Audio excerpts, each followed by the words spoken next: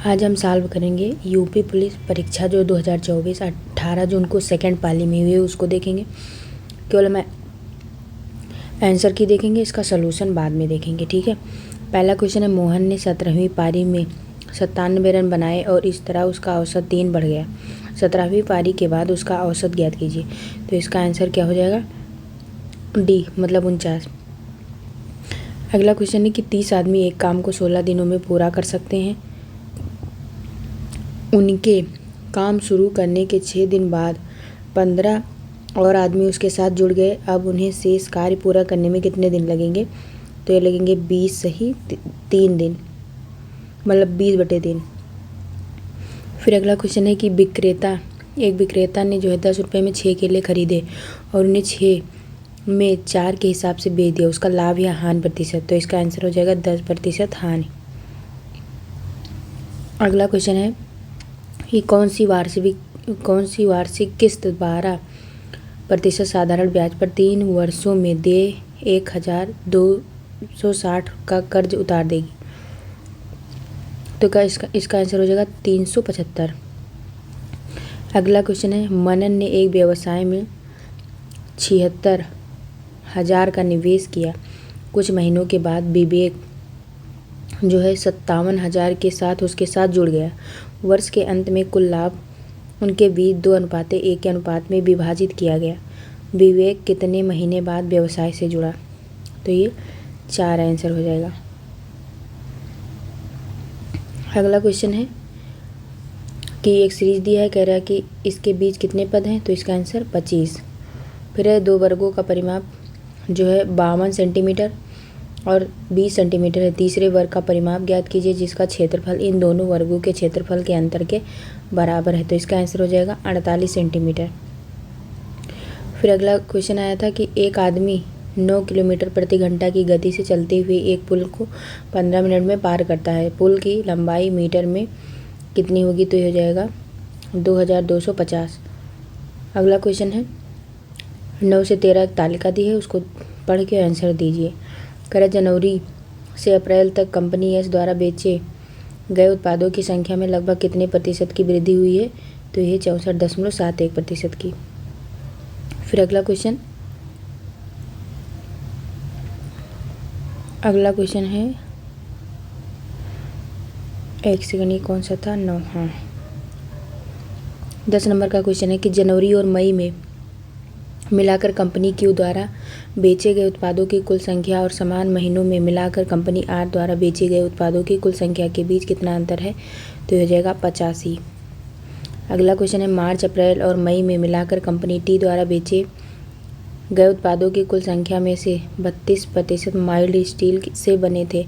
मार्च, अप्रैल और मई में मिलाकर कंपनी टी द्वारा बेचे गए माइल्ड स्टील उत्पादों की कुल संख्या कितनी थी? तो ये थी 144। अगला क्वेश्चन है, फरवरी में कंपनी पी, एस और टी द्वारा बेचे गए उत्पादों की औसत संख्या कितनी हो जाएगी? तो हो जाएगी 118।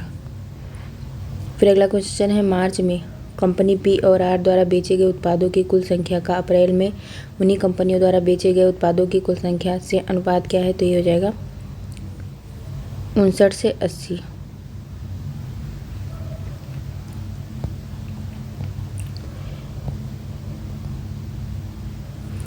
अगला क्वेश्चन है कि इसमें दर्पण छवि, तो इसका दर्पण छवि कौन सा हो जाएगा? ये वाला हो जाएगा, उल्टा हो जाता है, ठीक है। तो तीसरा किस में आ रहा है? ए में, तो ये आंसर हो जाएगा। फिर अगला क्वेश्चन कह रहा है कि एक शब्द दिया गया है, उसके बाद 4 शब्द दिए गए हैं जिनमें से एक दिए गए शब्द के अक्षरों का उपयोग करके बनाया जा सकता है, वह शब्द ढूंढें। तो जब इसका आप बनाएंगे यहाँ से ये इतना, तो कौन सा बन जाएगा?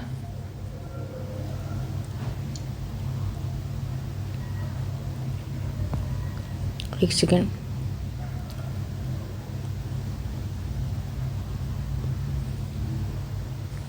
तो इसका आंसर हो जाएगा ये वाला, मतलब 14 का 3 हो जाएगा, ठीक है, ये वाला। फिर हम अगला क्वेश्चन देखते हैं।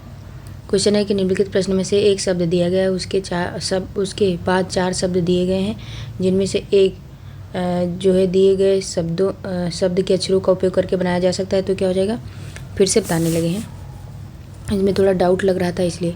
तो इसका आंसर क्या हो जाएगा, इसका ये वाला आंसर हो जाएगा डी वाला, EMINENT, ये वाला सही हो जाएगा। फिर अगला क्वेश्चन है कि बी कह रहा है कि वह वेन आरेख चुने जो निम्न के बीच संबंध सबसे अच्छी तरह से समझता है। कह रहा है लड़के, एथलीट और छात्र। तो इसका कौन सा आंसर हो जाएगा, इसका सबसे अच्छा आंसर अगर देखा जाए तो मेरे हिसाब से हो जाएगा ये वाला, लड़के, एथलीट, छात्र। ठीक है, तो ये हो जाएगा। फिर हम अगला क्वेश्चन देखते हैं, आप लोग देख लीजिए इसको। फिर इसमें कह रहा है कि आरेख का अध्ययन करें और उन लोगों की पहचान करें जो केवल एक भाषा बोल सकते हैं। ठीक, तो इसमें से आप जब इसको सॉल्व करेंगे तो आई थिंक ये वाला, ये सब डाउट में है एक दो क्वेश्चन, तो उसको देख लीजिएगा, लेकिन सही है। फिर अगला क्वेश्चन कह रहा है कि यदि ये जब इसको सॉल्व करोगे तो कितना आ जाएगा, इसका आंसर आ जाएगा 70। आप लोग सॉल्व कर लीजिएगा। जैसे इसको यहाँ पे सॉल्व करोगे क्या हो जाएगा, 6 से इसको कट कर दीजिए। पहले देख लीजिए, कह रहा है कि माइनस का मतलब है क्या, माइनस का अर्थ भाग है। ठीक, और फिर कह रहा है कि प्लस का अर्थ गुणा, प्लस का अर्थ दिया है गुणा। फिर कह रहा है भाग का अर्थ घटाओ, मतलब भाग का अर्थ है घटाओ। फिर कह रहा है गुणे का अर्थ है जोड़, गुणे का अर्थ है जोड़। अब यहाँ पे रख दीजिए, यहाँ पे क्या है देखो, इसको कह रहा है कि देखो यहाँ पे कह रहा है कि पहले करो क्या 6, फिर डिवाइड का मतलब यहाँ पे क्या दिया है माइनस 20, और फिर गुणे का मतलब क्या हो जाएगा +12, और प्लस की जगह पे क्या है गुणे 7, और माइनस का मतलब भाग 1। इसको सॉल्व कर लीजिए तो देखिए यहाँ पे भाग पहले 1 से बन जाए 7 हो जाएगा, तो इसका मतलब यहाँ पे कुछ नहीं। फिर गुणा करिए 12 सत्ते 12 में 24 बढ़ते 36 12 44 12 25 60 12 72 72 84, तो यहाँ हो जाएगा 84, और 84 और 6 कितना हो गया, तो यहाँ पे कितना हो जाएगा 90, और 90 में से 20 गया, तो इसका आंसर कितना आ जाएगा 70। ठीक, तो ये हो जाएगा। फिर अगला क्वेश्चन देखते हैं 19 नंबर का। कह रहा है कि एक श्रृंखला दी है और कह रही है कि इसको मतलब आप सॉल्व करेंगे तो यहाँ क्वेश्चन मार्क की जगह पे क्या आएगा, तो जब क्योंकि आपको पता है इसको सॉल्व बाद में करेंगे, इसका आंसर हो जाएगा DQWTP, ये वाला आंसर हो जाएगा। ठीक, DQWTP। फिर ये कह रहा है निम्नलिखित आकृति में कितने त्रिभुज हैं, तो इसमें से कितने त्रिभुज हो जाएगा, इसका आंसर हो जाएगा 28। फिर है कह रहा है अक्षरों का कौन सा समूह दी गई अक्षर श्रृंखला में रिक्त स्थानों पर क्रमिक रूप से रखे जाने पर इसे पूरा करेगा, तो इसका क्या हो जाएगा, यह ऑप्शन हो जाएगा EMPOMONP। ठीक, फिर अगला क्वेश्चन है कि दिए गए विकल्पों में से सही विकल्प चुने जो श्रृंखला को पूरा करेगा, तो यहाँ पे जो श्रृंखला दी हुई है इसका आंसर क्या आ जाएगा 35.5। फिर अगला क्वेश्चन है कह रहा है कि आपको वो युग्म चुनना है जिसमें शब्दों के मध्य समान संबंध हो। कह रहा है स्वधर्म त्यागी का धर्म होगा, तो इसमें कौन सा हो जाएगा, इसमें हो जाएगा देशद्रोही, और देश हो जाएगा ये वाला, ए ऑप्शन सही हो जाएगा। फिर अगला क्वेश्चन देखते हैं। अगला कथन कारक कथन दिया है कि रात के समय पेड़ के नीचे नहीं सोना चाहिए, तो और फिर धारणा दिया है कि गिरती हुई पत्तियां हमारे कपड़े ख़राब कर सकती हैं। सेकंड दिया है कि पेड़ रात में कार्बन डाइऑक्साइड छोड़ते हैं जो स्वास्थ्य के लिए हानिकारक है, तो इसका ये क्या है 24, तो 24 का आंसर कितना हो जाएगा, इसका हो जाएगा केवल धारणा सेकंड सही है। ठीक है, ये गलत हो जाएगा, 1 सेकंड, धारणा सेकंड मतलब ये वाला, मतलब रात को पेड़ पौधे जो है कार्बन डाइऑक्साइड छोड़ते हैं, तो ये धारणा सेकंड केवल अंतर्निहित है। फिर अगला क्वेश्चन है कि एक व्यक्ति घर से पूर्व की ओर 10 किलोमीटर चलता है, फिर दाएं मुड़ता है और 6 किलोमीटर चलता है, फिर दाएं मुड़ता है और 15 किलोमीटर चलता है, फिर दाएं मुड़ता है और 6 किलोमीटर चलता है, फिर बाएं मुड़ता है और 1 किलोमीटर चलता है। वह व्यक्ति अपने घर से कितनी दूरी पर है, तो इसका आंसर क्या हो जाएगा, इसका आंसर आएगा 6। फिर अगला क्वेश्चन है कि इसमें भी कथन कारक है, कथन दिया है क्या सभी स्कूल शिक्षकों को निजी ट्यूशन देने से रोक दिया जाना चाहिए। फिर इसका तर्क दिया है पहला कि नहीं, ज़रूरतमंद छात्र इन शिक्षकों की विशेषज्ञता से वंचित रह जाएंगे। सेकंड दिया है हाँ, ये उन बेरोजगार पढ़े लिखे लोगों के साथ अन्याय है जो ट्यूशन पढ़ाकर अपना जीवन यापन करते हैं। तीसरा है हाँ, तभी स्कूलों में शिक्षण की गुणवत्ता में सुधार होगा। तो ये कौन सा, इसका कौन सा आंसर हो जाएगा, सोचिए आप लोग। इसका देखिए केवल ये वाला सही हो जाएगा, हाँ तभी स्कूलों में शिक्षण की गुणवत्ता में सुधार होगा। तो इसमें केवल थर्ड जो है वो मजबूत है। फिर अगला क्वेश्चन है, देखिए अगला है 27, कहाँ गया, हाँ ये हो गया। ये देखिए कह रहा है कि 27 से 31 तक निम्नलिखित जानकारी को ध्यानपूर्वक पढ़िए और फिर आंसर दीजिए। कह रहा है कि किसानों को जो है ट्रैक्टर खरीदने के लिए XYZ बैंक द्वारा जो है 10 लाख अग्रिम प्रदान करने की शर्तें निम्नलिखित हैं। पहला कह रहा है कि के पास कम से कम 5 एकड़ कृषि योग्य भूमि होनी चाहिए, कम से कम। दूसरा कह रहा है बी वाला कि कम से कम 8 लाख रुपए की जो है 8 लाख रुपए की संपार्श्विक देने में सक्षम होना चाहिए। फिर है 1 दिसंबर 2005 को 50 वर्ष से अधिक उम्र का नहीं होना चाहिए। फिर है कि का बैंक से कोई बकाया अनुभव मतलब अभुक्त ऋण नहीं होना चाहिए। फिर है पंचायत प्रधान से एक अनुशंसा पत्र प्रस्तुत करने में सक्षम होना चाहिए। अब कह रहा है कि उस किसान के मामले में जो अन्य सभी मानदंडों को पूरा करता है सिवाय ऊपर, मतलब पहला दिया है फर्स्ट वाला कि ऊपर ए में, लेकिन भूमि के प्रत्येक टुकड़े में एक से अधिक फसल उगाने में सक्षम है तो मामला बैंक के अध्यक्ष को भेजा जाना है।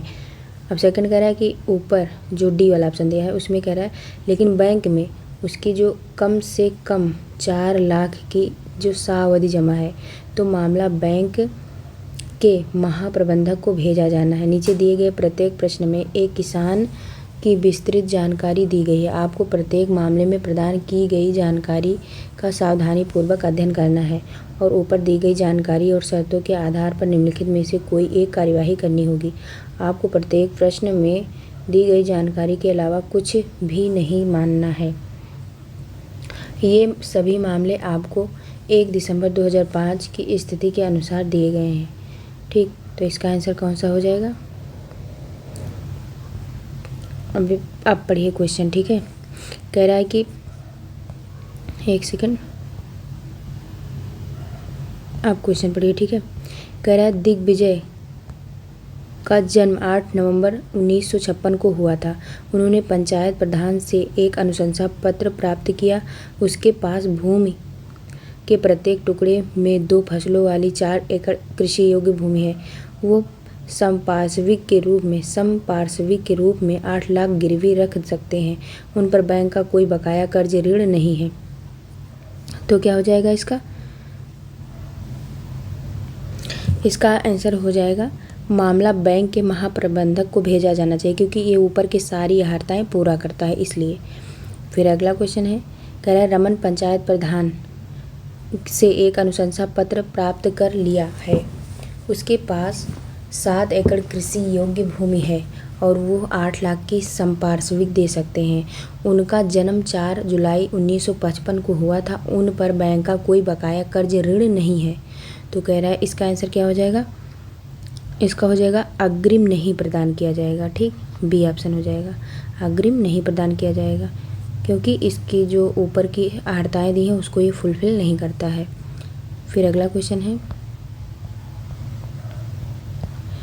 अगला कह रहा है कि दिनेश सिंह का जन्म 5 जून 1957 को हुआ था। उन्होंने पंचायत प्रधान में एक अनुशंसा पत्र प्राप्त किया।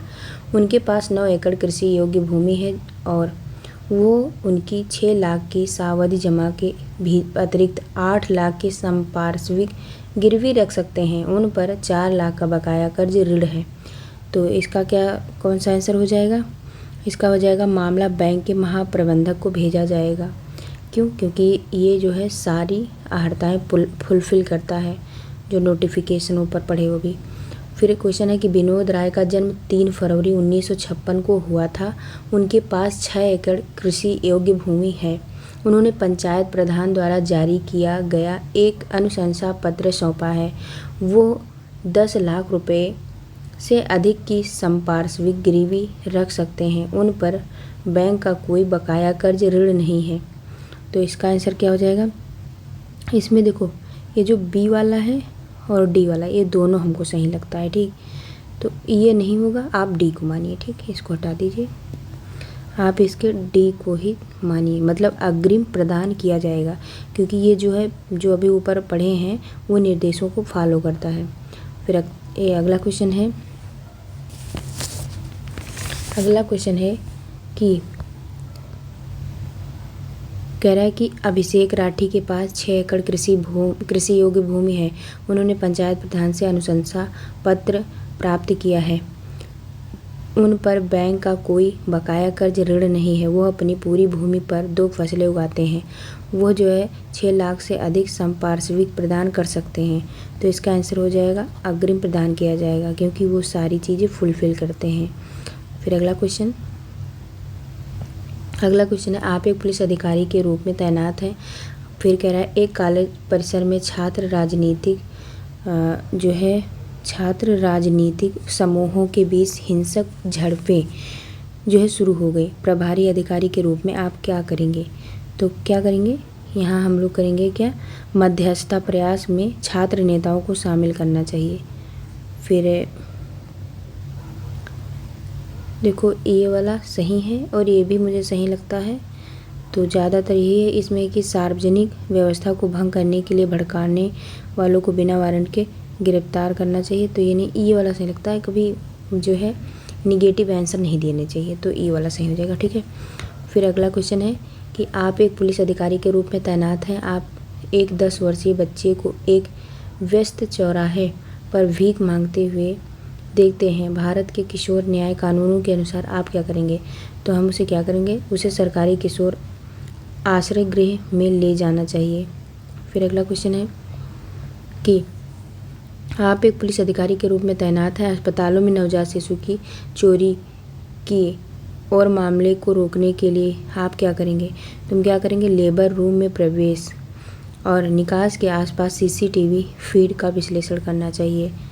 फिर अगला क्वेश्चन है कि आप एक पुलिस अधिकारी के रूप में तैनात हैं। धार्मिक रूप से संवेदनशील इलाके में दंगे भड़क उठते हैं, जिसके लिए अतिरिक्त बल की आवश्यकता होती है। तो आप क्या करेंगे? तो हम क्या करेंगे?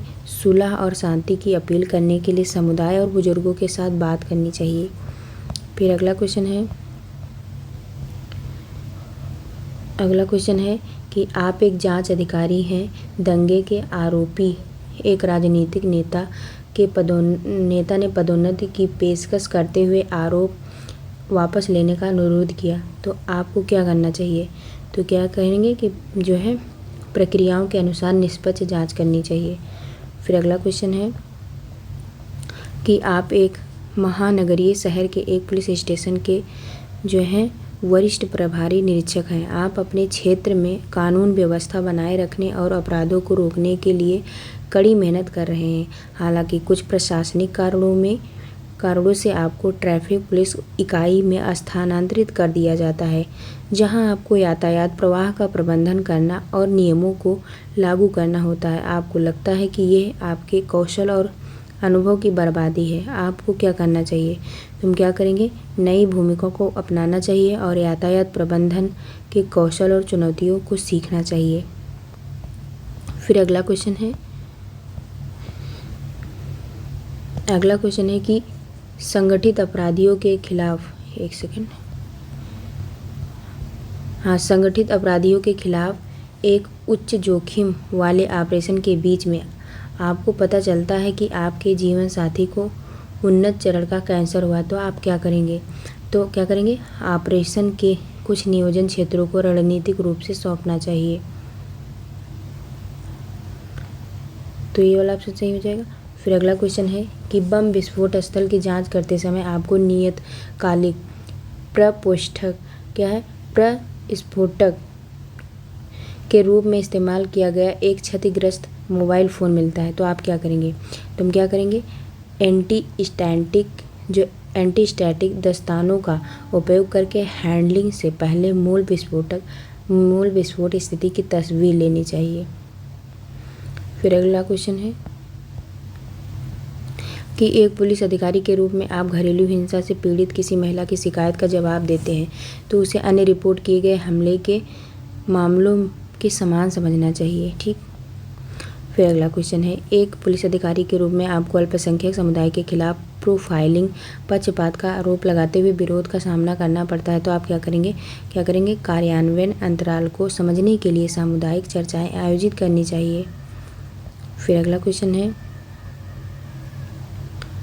कि एक पुलिस अधिकारी के रूप में मेरे द्वारा इस पेशे को चुनने की का प्राथमिक कारण है तो क्या हो जाएगा? देश की सेवा करने का अवसर। फिर अगला क्वेश्चन है, एक पुलिस अधिकारी के रूप में आप तैनात हैं तो आपको अपनी वर्दी पर एक पुलिस अधिकारी के रूप में आपको अपनी वर्दी पर रैंक का प्रतीक चिन्ह पहनना आवश्यक है। भारतीय पुलिस सेवा में उप निरीक्षक के लिए निम्नलिखित में से कौन सा सही रैंक प्रतीक है? तो इसमें 2 सितारे होते हैं। फिर अगला क्वेश्चन है, एक पुलिस अधिकारी के रूप में आप पर्याप्त चेतावनी के बाद हिंसक भीड़ पर आंसू गैस का इस्तेमाल करते हैं। दिशा निर्देशों के अनुसार तितर बितर करने के बाद इनमें से कौन सी कार्यवाही गलत होगी? तो ये गलत होगी, क्षेत्र में मीडिया को प्रवेश की अनुमति देना। फिर अगला क्वेश्चन है कि एक निश्चित कूट भाषा में जेब्रा को जो है ये लिख के रूप में कूटबद्ध किया जाता है तो कह रहा है इसका क्या हो जाएगा? तो इसका हो जाएगा MHITY मतलब सी ऑप्शन सही। फिर कह रहा है प्रश्नवाचक के चिन्ह पर क्या आएगा? कह रहा है वनस्पति विज्ञान का पौधे तो कीट विज्ञान का क्या हो जाएगा? कीड़े। मतलब जैसे वनस्पति विज्ञान में पौधे का अध्ययन किया जाता है वैसे कीट विज्ञान में कीड़े का अध्ययन किया जाता है, कीड़े से संबंधित है मतलब। फिर है अगला क्वेश्चन कि कुछ शब्द दिए गए हैं, इनमें विषम को छोड़कर कुछ सामान्य विशेषताएं हैं, आपको इनमें से विषम ढूंढना है। तो ये धारा हो जाएगा विषम, बाकी नदी, लहर और तालाब एक जैसे हैं। फिर अगला क्वेश्चन है कि क्वेश्चन मार्क की जगह पे क्या हो जाएगा? तो इसका आंसर हो जाएगा 99। फिर अगला क्वेश्चन है कि कबीर पूर्व से पश्चिम दिशा की ओर 8 किलोमीटर चलता है, फिर वह अपनी दाईं ओर मुड़ता है और 2 किलोमीटर चलता है। वो फिर से जो है अपनी दाईं ओर मुड़ता है और 5 किलोमीटर चलता है। वह अपने शुरुआती बिंदु से किस दिशा में है? तो इसका आंसर हो जाएगा उत्तर पश्चिम। फिर अगला क्वेश्चन है, शीला रवि की भाभी है, राम रवि का भाई है, राम की पत्नी शीला है, दीपा रवि की बहन है, दीपा की माँ शांति है, शीला शांति से किस प्रकार संबंधित है? तो ये बहू हो जाएगी। फिर अगला क्वेश्चन है, कह रहा है कि यदि शब्द इसके कह रहा है तीसरे 5वें और 9वें अक्षरों को अंग्रेजी वर्णमाला श्रृंखला के अनुसार उनके उल्टे अक्षरों में बदल दिया जाए और दूसरे, चौथे और 7वें अक्षरों को उनके दूसरे अगले अक्षरों में बदल दिया जाए अंग्रेजी वर्णमाला श्रृंखला के अनुसार, तो नवगठित शब्द क्या हो जाएगा? तो इसका आंसर हो जाएगा ESMVRGIEAO। ठीक। फिर अगला क्वेश्चन है, इस क्वेश्चन सॉल्व करिए तो इसका आंसर आ जाएगा 28। फिर है एक पंक्ति में चेतन ऊपर से 18वें स्थान पे और नीचे से 15वें स्थान पर है। एक पंक्ति में चेतन ऊपर से 18वें और नीचे से 15वें स्थान पर है तो उस पंक्ति में उम्मीदवारों की कुल संख्या कितनी हो जाएगी? तो 32 हो जाएगी। फिर अगला क्वेश्चन है, देखो अगला क्वेश्चन है, एक सटीक घड़ी दोपहर के 2 बजे का समय दिखाती है। जब घड़ी उसी दिन शाम के 6 बजे का समय दिखाती है तो घंटे की सुई कितने डिग्री तक घूमेगी? तो इसका आंसर हो जाएगा 120। फिर अगला क्वेश्चन है, एक आरेख दिया हुआ है और उसमें जो क्वेश्चन पूछे आंसर दीजिए। कह रहा है कि एक ऐसे पुरुष का प्रतिनिधित्व करता है। कह रहा है निम्नलिखित में से कौन सा एक ऐसे पुरुष का प्रतिनिधित्व करता है जो शहरी होने के साथ साथ सरकारी कर्मचारी? तो इसका आंसर हो जाएगा 6। फिर इसमें कह रहा है कि आरेख में पुरुष, शिक्षक और लेखकों के बीच संबंध। तो पुरुष और शिक्षक ये लेखक के अंतर्गत मतलब इसके अंतर्गत आ जाएगा, ये गलत है। ठीक। इसका आंसर हो जाएगा तीनों, मतलब लेखक कोई पुरुष है मान लो तो शिक्षक भी हो सकता है और लेखक भी हो सकता है, तो ये परस्पर ये वाला बेस्ट है। ठीक। फिर अगला क्वेश्चन कह रहा है कि इसमें भी दिया है कि निम्नलिखित प्रश्न में एक शब्द दिया गया है, उसके बाद 4 अन्य शब्द दिए गए हैं जिनमें से एक दिए गए शब्द के अक्षरों का उपयोग करके बनाया जा सकता है, वो शब्द ढूंढें। तो इसका आंसर क्या हो जाएगा? जब इसे सॉल्व करेंगे तो इसका आंसर हो जाएगा TITANS। ठीक। फिर कह रहे एक घनाभ है जिसके आयाम 4x3x3 सेंटीमीटर है। आयाम 4x3 के विपरीत फलक पीले रंग से रंगे गए हैं। अन्य आयाम जो है 4x3 के विपरीत फलक जो है लाल रंग से रंगे गए हैं। आयाम 3x3 के विपरीत फलक हरे रंग में रंगे गए हैं। अब घनाभ को 1 सेंटीमीटर भुजा वाले छोटे घनों में काट दिया जाता है। कितने छोटे घनों के केवल 2 फलक रंगीन होंगे? तो इसका आंसर क्या हो जाएगा? 16। फिर अगला क्वेश्चन इसमें हो जाएगा, देखो कह रहा है श्री टैंक ने शहर में, एक सेकंड, ये कितने नंबर का था? कह रहा है श्री टैंक ने शहर में एक सम्मेलन में भाग लिया, ठीक, और वापस अपने होटल के लिए कैब ली, किंतु हड़बड़ी में वह अपना जो ब्रीफ केस टैक्सी में ही छोड़ गए। सौभाग्य से वो पास के सुरक्षा गार्ड की मदद से टैक्सी के लाइसेंस प्लेट के बारे में कुछ विवरण नोट करने में कामयाब रहे। तो इसका आंसर कौन सा हो जाएगा? देखो पहले इसको पढ़िए। कह रहा पहला दिया है हैज वन, मतलब एक दिया है कि मिस्टर टैंक को पक्का विश्वास है कि प्लेट एम अक्षर से शुरू होती है। फिर सेकंड है कि 3 दर्शक सहमत हैं कि प्लेट जो है 7-8 आर पर समाप्त होती है। फिर कह रहा है 4 लोग दावा करते हैं कि दूसरा अक्षर या तो ए या बी है और अन्य 4 लोग सोचते हैं कि तीसरा अक्षर यस है। अब कह रहा है नीचे दिए गए 4 लाइसेंस प्लेट नंबर दर्शाते हैं कि प्रत्येक व्यक्ति क्या सोचता है कि उन्होंने क्या देखा। टैक्सी का लाइसेंस प्लेट नंबर होने की सबसे अधिक संभावना कौन सी है? तो इसका आंसर क्या हो जाएगा? ये MAS 7-8R। फिर कथन और कारक दिया है। कथन दिया है यदि सभी खिलाड़ी अपनी पूरी क्षमता से खेलेंगे तो हम मैच जीतेंगे, हमने मैच जीत लिया। फिर निष्कर्ष दिया है सभी खिलाड़ियों ने अपनी पूरी क्षमता से खेला। दूसरा दिया है कि कुछ खिलाड़ी अपनी पूरी क्षमता से नहीं खेले। तो इसका ऑप्शन नंबर केवल निष्कर्ष सेकंड मतलब फर्स्ट वाला फॉलो करता है, ठीक है। फिर अगला क्वेश्चन है, इसमें हो जाएगा कि एम पी का पुत्र है, क्यू जो है ओ की पोती है और पी का पति है, तो एम का ओ से क्या संबंध हो जाए? तो पुत्र हो जाएगा। फिर अगला क्वेश्चन है कि संयोजन की दर्पण छवि से काफ़ी मिलता जुलता है, तो ये वाला जब आप करोगे इसका तो बन जाएगा ये, ठीक, उल्टा। फिर अगला क्वेश्चन है कि पता लगाएं कि आकृति एक्स में दिए गए टुकड़ों में से कौन सी आकृति बनाई जाएगी। तो इससे जो है सेकंड वाला बन जाएगा, तो सेकंड आ रहा है डी में, तो ये वाला ऑप्शन सही हो जाएगा। फिर अगला क्वेश्चन है कि इसमें जो है कह रहा है कि पारदर्शी शीट को बिंदुदार रेखा पर मोड़ने पर पैटर्न कैसा दिखाई देगा। तो ये इस तरह, जब इसको आप मोड़ोगे तो इस तरह दिखाई देगा। तो ये वाला आ रहा है किसमें? तीसरा आ रहा है ए में, तो ये वाला ऑप्शन सही हो जाएगा। फिर अगला क्वेश्चन कह रहा है गणित में अरविंद के पास 1/3 अंक, अंग्रेजी में उसके अंकों के आधे से 30 अधिक है। यदि उसे दोनों विषयों से में मिलाकर जो है 240 अंक मिले तो उसे अंग्रेजी में कितने अंक मिले? तो ये हो जाएगा आंसर 90, ठीक।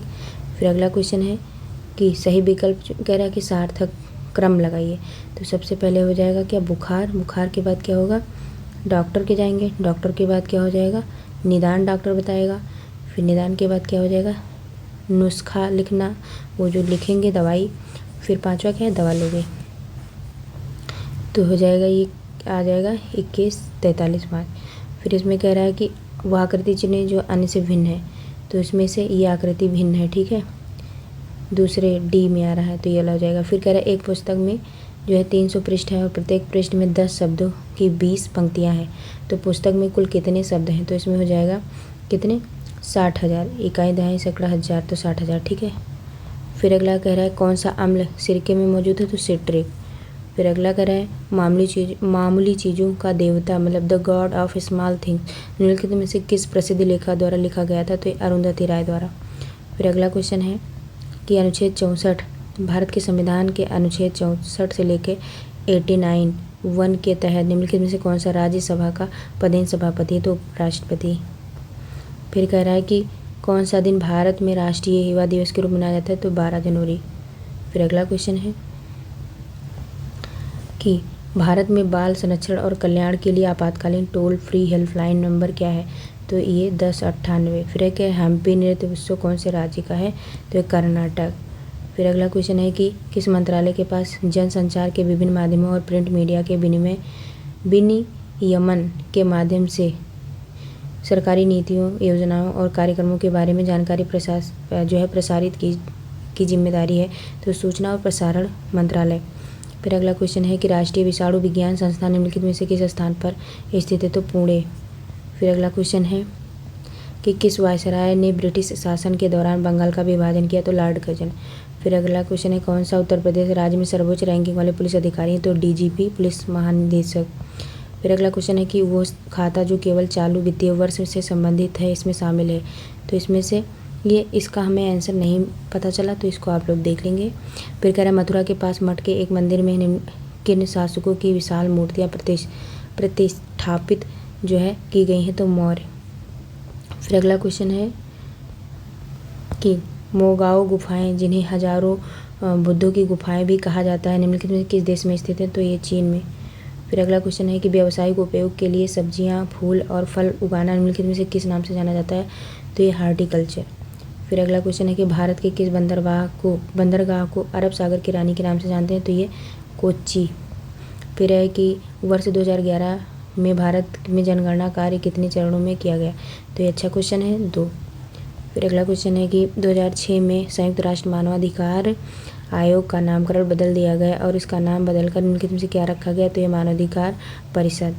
फिर अगला क्वेश्चन है कुंभ मेला का उत्सव किन नदियों के संगम पर मनाया जाता है, तो गंगा, यमुना और पौराणिक सरस्वती नदी अब विलुप्त हो चुकी है। फिर अगला क्वेश्चन है कि उत्तर प्रदेश वित्तीय निगम मतलब यूपीएफसी निम्नलिखित में से किसके विकास के लिए वित्तीय सहायता प्रदान करने में महत्वपूर्ण भूमिका निभाता है, तो ये हो जाएगा उद्योग। फिर अगला क्वेश्चन है उत्तर प्रदेश का दुधवा राष्ट्रीय उद्यान निम्नलिखित में से किस जिले में स्थित है, तो लखीमपुर खीरी।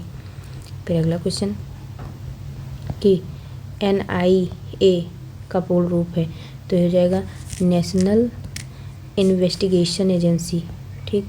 फिर अगला क्वेश्चन है इजराइल हमास संघर्ष क्षेत्र में भारतीय नागरिकों को निकालने के लिए भारत द्वारा शुरू किए गए ऑपरेशन का क्या नाम था, तो यह ऑपरेशन अजय हो जाएगा। फिर अगला क्वेश्चन है हाल ही में अक्टूबर 2023 में भारत और किस पड़ोसी देश ने आर्थिक और प्रौद्योगिकी सहयोग समझौते ETCA की बातचीत फिर से शुरू की है, तो श्रीलंका। फिर अगला क्वेश्चन है कि हाल ही में प्रधानमंत्री मोदी जी ने लक्षद्वीप द्वीप समूह सबमरीन ऑप्टिकल फाइबर कनेक्शन परियोजना की शुरुआत जो है करके लक्षद्वीप में धीमी इंटरनेट गति की चुनौती को दूर करने का संकल्प लिया था, जिसकी घोषणा 2020 में लाल किले में स्वतंत्रता दिवस के भाषण के दौरान की गई थी, तो कोच्चि में। फिर कह रहा है कि उत्तर प्रदेश के कौशाम्बी जिले के कौशाम्बी ब्लॉक ने नीति आयोग की ABP की पहली डेटा रैंकिंग में कौन सा स्थान है, तो ये हो जाएगा द्वितीय। फिर अगला क्वेश्चन हाल ही में प्रधानमंत्री नरेंद्र मोदी जी ने अयोध्या में नवनिर्मित हवाई अड्डे का उद्घाटन किया है। इस नवनिर्मित हवाई अड्डे का क्या नाम है, तो इसका नाम है महर्षि वाल्मीकि अंतर्राष्ट्रीय हवाई अड्डा। फिर अगला क्वेश्चन कह रहा केंद्रीय और राज्य करों के जटिल जाल की जगह कह रहा केंद्रीय और राज्य करों के जटिल जाल की जगह GST कानून किस वर्ष लागू किया गया, तो 2017। फिर अगला क्वेश्चन है ब्रिक्स 2024 के लिए किस देश की अध्यक्षता 1 जनवरी 2024 से प्रारंभ हो गई, तो रूस। फिर कह रहा है वर्ष 2016 में नोटबंदी के दौरान RBI मतलब भारतीय रिजर्व बैंक के गवर्नर कौन थे, तो वो थे डॉक्टर रघुराम नहीं उस समय थे डॉक्टर उर्जित पटेल, ठीक है। फिर अगला क्वेश्चन है उत्तर प्रदेश में ऑनलाइन वित्तीय धोखाधड़ी की रिपोर्ट करने हेतु व्यक्तियों के लिए साइबर क्राइम हेल्पलाइन नंबर पर शिकायत करने की समय सीमा क्या है, तो 24 घंटे। फिर अगला क्वेश्चन हिंदी भाषा की सबसे लोकप्रिय रचनाओं में से एक मधुशाला के लेखक मधुशाला मतलब हरिवंश राय बच्चन। फिर अगला क्वेश्चन है कि किस क्रिकेटर ने खेलों में उत्कृष्ट प्रदर्शन के लिए 2023 का अर्जुन पुरस्कार जीता, तो मोहम्मद शमी। फिर अगला क्वेश्चन है कि क्या किस देश की आधिकारिक मुद्रा है, तो ये म्यांमार की। फिर है भारत में राष्ट्रीय बालिका दिवस किस तारीख को मनाया जाता है, तो 24 जनवरी। अगला क्वेश्चन कह रहा है कि कौन सा भारत का सर्वोच्च सैन्य पुरस्कार है, तो ये हो जाएगा परमवीर चक्र। फिर अगला क्वेश्चन है मोबाइल एप्लीकेशन एम पासपोर्ट सेवा भारत के निम्नलिखित में से किस मंत्रालय द्वारा लॉन्च की जाती है, तो विदेश मंत्रालय। फिर अगला क्वेश्चन है कि चंद्रयान 3 के रोवर का क्या नाम है, तो उसका नाम है जो है प्रज्ञान। अगला क्वेश्चन है हाल ही में प्रधानमंत्री नरेंद्र मोदी जी ने उत्तर प्रदेश में निम्नलिखित में से किस स्थान पर स्वरवेद महामंदिर का उद्घाटन किया गया, तो वाराणसी। फिर अगला क्वेश्चन है करा घूमने फिरने वाला साधु वाक्यांश के लिए एक शब्द निम्नलिखित में से कौन सा है, तो ये हो जाएगा परिवारजक। फिर अगला क्वेश्चन है कि श्रुति श्रम भिन्नात्मक शब्द युग्म नियत और नियत के सही अर्थ, तो ये हो जाएगा निश्चित और इरादा। नियत में निश्चित, नियत में इरादा। फिर है कि किस वाक्य में मुहावरे संबंधी अशुद्धि है, तो ये पुलिस को देखते ही रमेश के चेहरे पर हवाइयाँ दौड़ने लगी। फिर अगला क्वेश्चन है कि किस विकल्प में सभी शब्द स्त्रीलिंग है, तो समाधि और दीपक। फिर अगला क्वेश्चन, गुरु शब्द का बहुवचन क्या हो जाता है, तो गुरुजन। फिर कह रहा है कि तत्सम तद्भव कौन सा युग्म गलत है, तो ये भित्ति भय गलत है। फिर अगला क्वेश्चन है कि सेठ शब्द का तत्सम शब्द कौन सा है, तो ये श्रेष्ठी। फिर अगर सरस्वती शब्द का पर्यायवाची, तो ये हो जाएगा कामिनी हो जाएगा। फिर अगला क्वेश्चन कह रहा है कि कौन से अव्ययभावी समास का उदाहरण है, तो भरपूर। फिर कह रहा है तू तुम मेरा, तू तुम तेरा आदि हिंदी में कौन से पुरुषवाचक सर्वनाम है, तो मध्यम। फिर है लघुत्सव संधि विच्छेद क्या हो जाएगा इसका, लघुत्सव शब्द का, तो लघु धन उत्सव। फिर कह रहा है कौन सा विराम चिन्ह दो पृथक सत्ताओं या दो शब्दों को जोड़ता है, तो योजक चिन्ह। फिर अगला क्वेश्चन है दिनेश रोज 4 लीटर दूध पीता है, इस वाक्य में 4 लीटर किस प्रकार का विशेषण है, तो ये परिमाण वाचक विशेषण। फिर कह रहा है बाजार से आकर गीता खाना पकाएगी, इस वाक्य में आकर किस क्रिया का उदाहरण, तो पूर्वकालिक क्रिया। अगला क्वेश्चन है किस वाक्य में अपादान कारक है, तो मेज से पुस्तक गिरी। फिर कह रहा है स्वर्णिम शब्द में कौन सा प्रत्यय है, तो इम, स्वर्णिम। फिर कह रहा है संग्राम शब्द में मूल शब्द और उपसर्ग कौन सा है, तो सम धन ग्राम। फिर अगला क्वेश्चन है मूक शब्द का विलोम, तो यह जगह वाचाल। फिर अगला क्वेश्चन कह रहा है कि बेकार से वेगार भली लोकोक्ति का अर्थ निम्न में से कौन सा है, तो निकम्मा बैठने से कुछ करना अच्छा होता है। फिर कह अच्छा है। कह रहा है अद्भुत रस का स्थायी भाव, तो ये विस्मय। फिर कह रहा है अर्ध सम्माद्रिक छंद है, तो दोहा। फिर कह रहा है राम कृपा भो निशा सिरानी में कौन सा अलंकार, ये क्या है, राम कृपा भो निशा सिरानी। एक ऐसा था कि अबलो न सही हो, अबलो न सही हो। फिर देखो तो इसमें क्या हो जाएगा, रूपक अलंकार, ठीक है, इसमें छिपा हुआ है। फिर देखो अंक गए राम कृपा बहु निशा सिरानी। फिर देखो अंक का अनेकार्थक शब्द निम्नलिखित में से कौन सा विकल्प है, कह रहे अंक का अनेकार्थक शब्द निम्नलिखित में से किस विकल्प में है, तो संख्या। फिर कह रहा पिताजी तीर्थ यात्रा पर जाएंगे, यह वाक्य किस काल का है, तो ये सामान्य भविष्यत काल का। फिर कह रहा मुझसे पत्र लिखा गया, कौन सा वाच्य होगा, कर्तव्य। घाव पर नमक छिड़कना, तो दुखी को और अधिक दुखी करना हो जाएगा अर्थ। फिर इसमें दिया है एक पूरा पैराग्राफ, उसको पढ़िए। कह रहा है हंसी भीतरी आनंद का बाहरी चिन्ह है, जीवन की सबसे प्यारी और उत्तम से उत्तम वस्तु एक बार हंस लेना तथा शरीर को अच्छा रखने की अच्छी से अच्छी दवा एक बार खिलखिला उठना। पुराने लोग कह गए कि हंसो और पेट फुलाओ। हंसी कितने ही कला कौशलों से भली है, जितना ही अधिक आनंद और हंसोगे उतना ही आयु बढ़ेगी। एक यूनानी विद्वान कहता है कि सदा अपने कर्मों पर जो है झींकने वाला हेरी क्लेश बहुत कम जिया, पर प्रसन्न मन डेमा क्रीट्स 109 वर्ष तक जिया। हंसी खुशी ही का नाम जीवन है, जो रोते हैं उनका जीवन व्यर्थ है। कभी कहता है कि जिंदगी जो है जिंदा दिली का नाम है, मुर्दा दिल खाक जिया करते। मनुष्य के शरीर के वर्णन पर एक विलायती विद्वान ने एक पुस्तक लिखी, उसमें कहता है कि उत्तम सुअवसर की हंसी उदास से उदास मनुष्य के चित्त को प्रफुल्लित कर देती है। आनंद एक ऐसा प्रबल इंजन है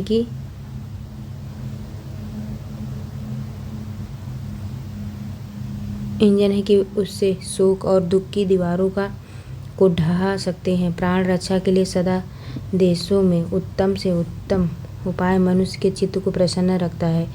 फिर सुयोग्य वैद्य अपने रोगी के कानों में आनंद रूपी मंत्र सुनाता है। तो इसका आंसर क्या है कि एक उपयुक्त शीर्षक दीजिए। ये जो स्टोरी मैंने पढ़ा उसका शीर्षक क्या हो जाता है, तो प्रसन्नता एक वरदान, ये हो जाएगा।